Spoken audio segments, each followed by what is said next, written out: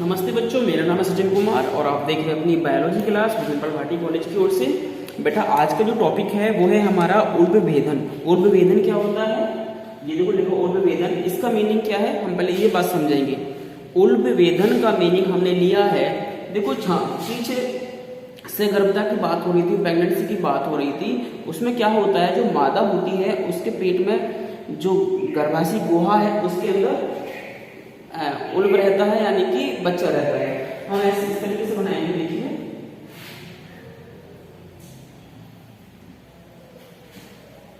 ठीक है जी, ऐसा बनाया है। ये दोनों क्या है बेटा, ये फैलोपियन ट्यूब से आपकी समझ जाएगी, ये इधर आ गया ये फैलोपियन ट्यूब, ठीक है। ये गर्भाशय गुहा है, क्या है ये, गर्भाशय गुहा, ठीक है ये है। इसमें क्या है, मैंने बताया इसमें 3 स्तर होते हैं गर्भाशय गुहा के अंदर। ये स्तर मैंने बना दिया इस तरीके से। इसके बाद में जब हमने पढ़ा था कि मानव का भ्रूणीय विकास के परिवर्तन को हमने देखा था, तो उसमें हमने देखा था कि किस प्रकार से जो युग्मन बना था उसमें लगातार विभाजन होने की वजह से, वितरण होने की वजह से मोरुला बना था, और मोरुले के बाद में ब्लास्टुला बना था। ब्लास्टुला गर्भाशय गुहा में आके आरोपित हो गया था, और उसके बाद में उससे गैस्ट्रुला फॉर्मेशन होता है। गैस्ट्रुला में क्या होता है, गैस्ट्रुला में 2 प्रकार की स्तर बन जाते हैं कोशिकाओं के। पहला बनता है ट्रोफोब्लास्ट, जिससे बनता है अपरा। तो मान लो यहाँ पे अपरा बन गया, ये एक गोलाकार दस्तरी की समान रचना होती है मोटी सी, जिसे अपरा कहते हैं। और अपरा से नाभि रज्जु के द्वारा जो भ्रूण होता है या जो गर्भ होता है वो जुड़ा रहता है। अब मान लीजिए ये बेबी है, ये बेबी लटका हुआ है और ये इसकी नाभि में अटैच है। ये बेबी ऐसे नहीं लटका होता, इसके चारों ओर एक सराउंडिंग लेयर बनी होती है, एक झिल्ली होती है, जिसे नॉर्मली भाषा में गांव में पानी की झिल्ली बोल देते हैं, पानी की थैली बोल देते हैं गांव में अधिकतर, जो दाई वगैरह होती है। तो ये एक झिल्ली वगैरह, एक पानी की थैली टाइप की होती है। इसके अंदर एक लिक्विड, जिसे पानी बोलते हैं गाँव में, एक लिक्विड द्रव भरा रहता है, जिसे बोलते हैं उल्ब द्रव। और ये जो खाली जगह है ये तो फीटस है, ये तो भाई भ्रूण है आपका।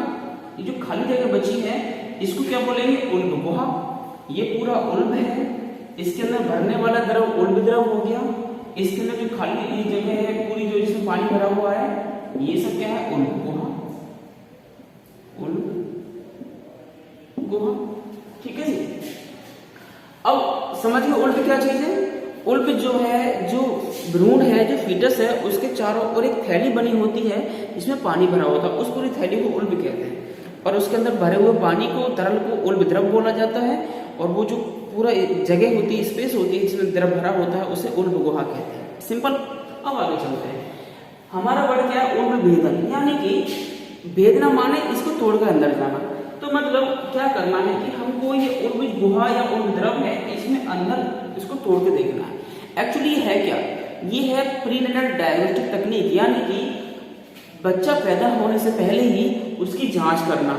इसमें करते क्या है, एक्चुअली डॉक्टर जो होते हैं वो इस उल्ब गुहा के अंदर एक सिरिंज के द्वारा, एक निडल के द्वारा, सुई के द्वारा अंदर डालते हैं सुई को, और ऐसा करते हैं जो बच्चे में ना लगे, और सुई को डाल के इसमें से उल्ब द्रव को बाहर निकाल लेते हैं। कितना, लगभग 20 ml द्रव बाहर निकाल लेते हैं। एक्चुअली में होता क्या है, जो गर्भवती महिला होती है उसको लिटा के और ऊपर लाया जाता है अल्ट्रासाउंड, अल्ट्रासोनोग्राफी जो बोलते हैं, उसको देखते हैं कि हाँ बच्चा किस साइड में मूवमेंट कर रहा है। सपोज करो इस साइड में है, तो आसानी से हम इधर से सिरिंज डाल के और इसमें से उल्ब द्रव को निकाल लेंगे। और हमने उल्ब द्रव निकाल लिया, यहाँ पर लगभग 20 ml उल्ब द्रव बाहर निकाल लिया। अब जो उल्ब द्रव है ये है क्या, ये भैया जिन कोशिकाओं से भ्रूण का विकास हुआ है उन्हीं कोशिकाओं का द्रव है। सॉरी, फोन गिर गया नीचे। क्या दिख रहा है ठीक आपको?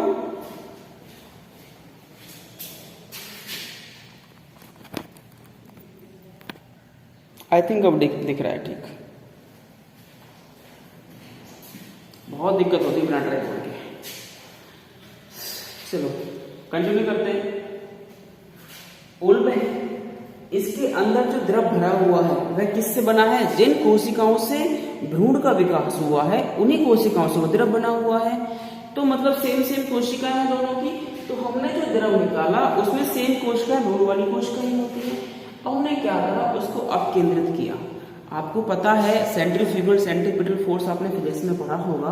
अपकेंद्रण या अभिकेंद्रण बल क्या होते हैं। अपकेंद्रण करेंगे तो क्या होगा, उसमें जो कोशिकाएं होंगी वो एक साइड में बैठ जाएंगी और बाकी जो अलग से एक्स्ट्रा फ्लूइड होगा वो ऊपर चला जाएगा।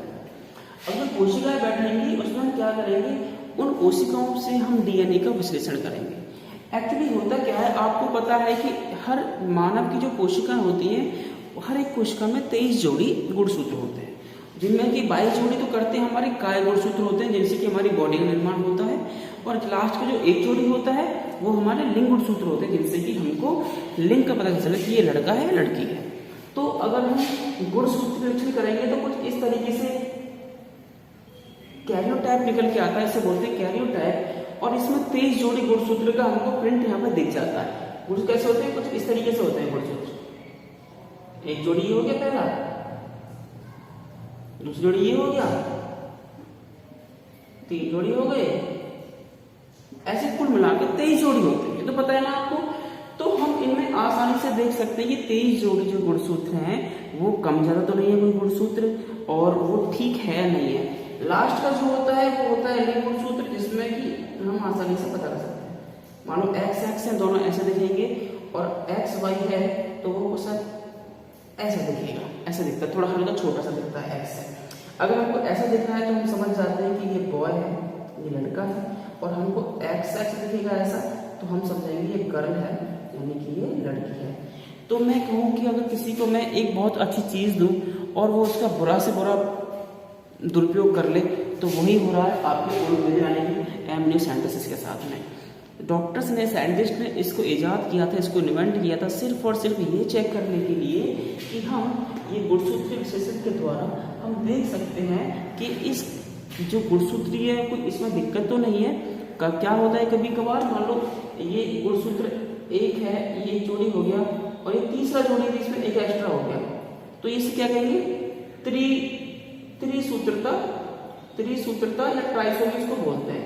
अब मान लो 21वें जोड़ी गुणसूत्र की बात हो रही है, पहला जोड़ा, दूसरा, तीसरा जोड़ा, इसमें 21वें जोड़ी गुणसूत्र है, और इसमें 2 की बजाय एक गुणसूत्र और फालतू है, इसे बोलेंगे ट्राइसोमी बोलते हैं इसको। और इसकी वजह क्या होगी, एक सिंड्रोम होता है, डाउन सिंड्रोम, मतलब बीमारी होती है। सिंड्रोम में आपको पढ़ाऊंगा। एक्चुअली होता क्या है, गुणसूत्रों की संख्या कम या ज्यादा हो जाती है तो उसमें क्या होता है, ये बहुत सारी बीमारियां हो सकती हैं आदमी। जैसे आपने सुना है खली का नाम, खली है ना, तो उसमें भी कोई वो नॉर्मल आदमी नहीं है, उसमें भी गुणसूत्र की दिक्कत है थोड़ी सी।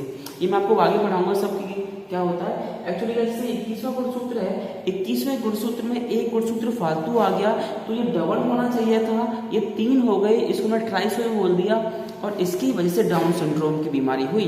तो हमको पता पड़ गया कि इस बच्चे को 21वें गुणसूत्र में ट्राइसोमी है, यह डाउन सिंड्रोम वाला बच्चा है, इसलिए हम इसको एबॉर्शन या एमटीपी करा देते हैं। समझे मेरी बात को, एमटीपी मतलब बच्चे को गिरा देना, एबॉर्शन करा देना। तो ये एक्चुअली इसकी जो खोज करी थी, इसका जो यूज है वो यही है कि हम गुणसूत्रों का विश्लेषण। आज क्या होकर रहेगा, भूकंप तो नहीं आ रहा कहीं पे, दिख रहा है ठीक, चेक करता हूं। ठीक है,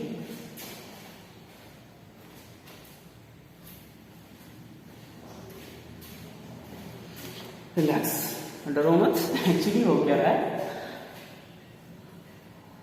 हमारा इसका जो मेन मकसद था इस टेक्निक को, इस प्रोसेस को इजाद करने का, बनाने का, वो इतना सा ही था कि हम इसके द्वारा किसी भी बच्चे में जन्म से पहले ही उसके अंदर जन्मजात रोग, आनुवंशिक बीमारियों का खोज कर सकें और उसको खत्म कर सकें, या उस बच्चे का एबॉर्शन कर सकें। लेकिन इसका सबसे ज्यादा मिसयूज हमारे इंडिया में ही हो रहा है। खासकर तो वो लोग क्या करते हैं, इस सब को छोड़ देते हैं, तो पहले सबसे लास्ट वाले को देखते हैं, हमें बताओ कि लड़का है लड़की है, और लड़की होती है तो बहुत गलत होता है, उसको देखकर लोग मार देते हैं, जिसे बोलते हैं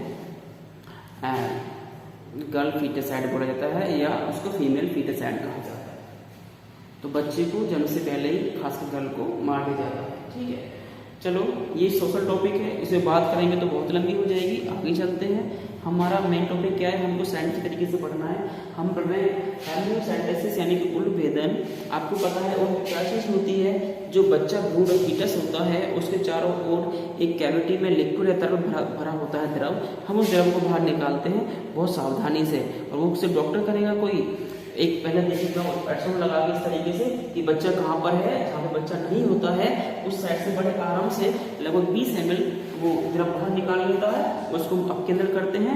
उसके द्वारा फिर जो उसमें कोशिकाएं नीचे बैठ जाती हैं और उनका हम विश्लेषण करते हैं, और उसे करने के बाद हम ऐसे देख सकते हैं आसानी से। उसके अलावा फिर उन कोशिकाओं को हम उचित माध्यम में संवर्धन भी कराते हैं, यानी कि उसको लैब में ले जाके इन वाइट्रो कंडीशन में, इन वाइट्रो जानते हैं क्या होता है, एक वर्ड आपको दो पकड़ना है यहाँ पे, मैं लिख रहा हूँ इन वाइट्रो, चंद्र भाई, इन वाइट्रो और इन वाइवो, ये दो वर्ड आपके सामने बहुत आएंगे। इन वाइट्रो का मीन्स होता है शरीर से बाहर कोई भी चीज, कोई प्रक्रिया हो रही है वो शरीर से बाहर हो रही है, तो उसका मतलब क्या है, इन वाइट्रो होता है। और इन वाइवो, वाइवो मतलब वीवो मोबाइल की बात है, वही स्पेलिंग है VIVO, इन वीवो भी कह सकते हैं आप। तो जहाँ पे इन वीवो या वाइवो आ रहा है तो वो सारी प्रक्रिया शरीर के अंदर हो रही है, समझे। तो यहाँ पे क्या हो रहा है एक्चुअली कि जो भ्रूण की कोशिका हमने ली है इसमें के बाद में हम उसको इन वाइट्रो मतलब शरीर से बाहर लेबोरेटरी में, प्रयोगशाला में एक उचित माध्यम देके उनके अनुसार उनकी तापमान देके, pH देके, उनका फ्लूइड देके उनको बड़ी कराते हैं, मतलब उनको ग्रो कराते हैं, ज़्यादा कराते हैं। और ज़्यादा कराने के बाद उनका विश्लेषण करते हैं कि उसमें कोई बीमारियां तो नहीं है, सब कुछ ठीक ठाक है या नहीं है। लेकिन इंडिया में इसका क्या यूज होता है, सिर्फ और सिर्फ इतना होता है कि अपने करके उसको निकाल लेते हैं कोशिकाओं को बाहर, डीएनए को देखते हैं किस प्रकार से भैया गुणसूत्रीय पैटर्न बना हुआ है, पूरे पैटर्न को चेक कर लेते हैं कि लड़का है लड़की है, ठीक है। तो ये सारी चीज क्या है, अब ये है क्या, इसे बोलते हैं इंग्लिश में प्री नटल डायग्नोस्टिक टेक्निक, यानी कि नटल होता है बच्चा, छोटे बच्चे से भ्रूण बोलते हो। जब बच्चा पैदा होता है उसको बोलते हैं नियो नटल। क्या बोलते हैं, तो मैं यहाँ पर लिख रहा हूँ नियो नटल, ये होता है नवजात बच्चा बिल्कुल। और एक है प्री नटल, ये भ्रूण की बात हो रही है, गर्भ में जो बच्चा होता है उसे प्री नटल। तो प्री नटल की डायग्नोस्टिक माने जांच करना और टेक्निक माने प्रक्रिया। प्री नटल डायग्नोस्टिक टेक्निक होती है आपके एमनियोसेंटेसिस या उलभेदन। अब समझिए उल्ब क्या होता है, इसके अंदर एक एक्सपर्ट डॉक्टर ये द्रव लेके आप केंद्र करा के और गुणसूत्रों का एक कैरियोग्राम या कैरियोटाइप बना लेता है, जिसमें वो चेक कर लेता है कि बच्चे को कोई जन्मजात बीमारी तो नहीं है, अगर है तो उसका अबॉर्शन या MTP कर दिया जाता है, ठीक है जी। यही आपको पढ़ना था। और बेटा कल हम पढ़ेंगे आपके यौन संचारित रोग, मतलब कल पढ़ेंगे आपको, कल हम डॉक्टर बनाएंगे कि कौन कौन से रोग ऐसे हैं जो कि यौन अंगों के द्वारा फैलते हैं और उनका ट्रीटमेंट किस तरीके से कर सकते हैं, उनसे बचाव कैसे कर सकते हैं, ठीक है बेटा। तो कल हम ये पढ़ेंगे। आज हमने एक छोटा सा टॉपिक ये किया है कवर, टॉपिक बहुत छोटा है, बस समझना है थोड़ा आपको, ज़्यादा लिखना कुछ नहीं है, समझना है और समझ के आपको इजीली याद हो जाएगा। इससे एग्जाम में क्वेश्चन तो आता ही आता है, MCQ टाइप के आते हैं मोस्टली, 1 नंबर का ही इससे पूछा जाता है, इससे पूछे या MTP से पूछे जो हमने कल पढ़ाया था आपको, इससे पक्का 1 नंबर क्वेश्चन बनता है, ठीक है। तो इसमें से कहीं से क्वेश्चन पूछ सकता है, बहुत ईजी है, कोई टफ नहीं है, सिंपल क्या है, 20 ml उल द्रव लेना है, उसको जाँच करना है, कहानी खत्म, ठीक है बेटा, बाय।